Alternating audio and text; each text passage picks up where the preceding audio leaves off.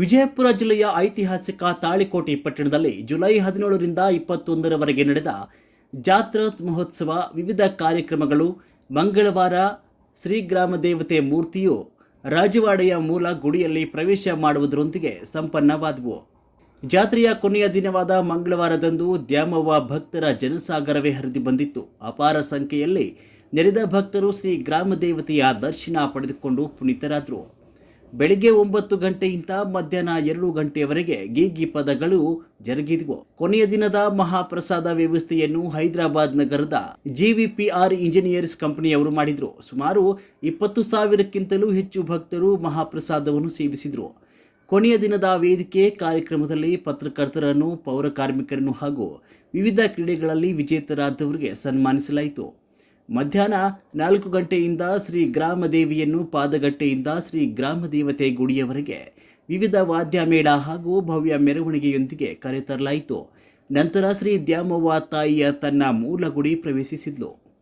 ಸಮಾರೋಪ ಕಾರ್ಯಕ್ರಮದಲ್ಲಿ ಜಾತ್ರಾ ಸಮಿತಿಯ ಪ್ರಮುಖರಾದ ಬಾಪುಗೌಡ ಪಾಟೀಲ್, ಅಣ್ಣಾಜಿ ಜಗತಾಪ್, ಗುರುಸಂಗಪ್ಪ ಕಶೆಟ್ಟಿ, ಶರಣಗೌಡ ಗೊಟಗುಣಕಿ, ಬಸವರಾಜ್ ಕಶೆಟ್ಟಿ, ಬಸವರಾಜ್ ಸಜ್ಜನ್, ನಾಗಪ್ಪ ಗೊಟಗುಣಕಿ, ಅನ್ನಪ್ರಸಾದ್ ದಾಸೋಹ ಗೈದ, GVPR ಕಂಪನಿಯ ಚೇರ್ಮನ್ ವೀರರೆಡ್ಡಿ, ಹೈದರಾಬಾದ್ ವ್ಯವಸ್ಥಾಪಕ ನಿರ್ದೇಶಕ ವೀರಶೇಖರ್ ರೆಡ್ಡಿ, ಪ್ರಾಜೆಕ್ಟ್ ಮುಖ್ಯಸ್ಥ ಶೇಖರ್ ರೆಡ್ಡಿ, ಅಭಿಯಂತರ ನಾಗಾರ್ಜುನ್, DPM ಅಶೋಕ್ ಕುಮಾರ್, ಮಹೇಶ್ ನಾಗೂರ್ ಮತ್ತು ಗೌಡ ಪಾಟೀಲ್, ಜಾತ್ರಾ ಕಮಿಟಿಯ ಪದಾಧಿಕಾರಿಗಳು ಹಾಗೂ ಅಪಾರ ಸಂಖ್ಯೆಯಲ್ಲಿ ಭಕ್ತರು ಹಾಜರಿದ್ದರು. ವರದಿ ಕಿಶೋರ್ ಕುಲಕರ್ಣಿ, ಸಮೃದ್ಧ ಕರ್ನಾಟಕ ನ್ಯೂಸ್, ತಾಳಿಕೋಟೆ.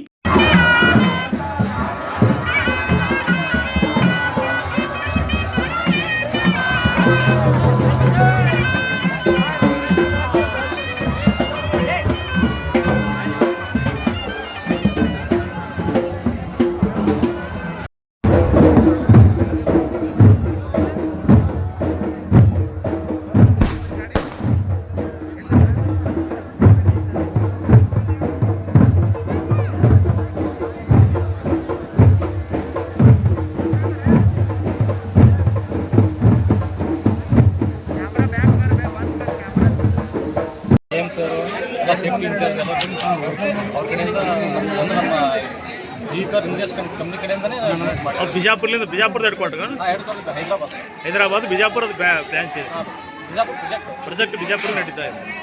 ಜಲಧಾರೆ ಪ್ರಾಜೆಕ್ಟ್ ಹೇಳಿ.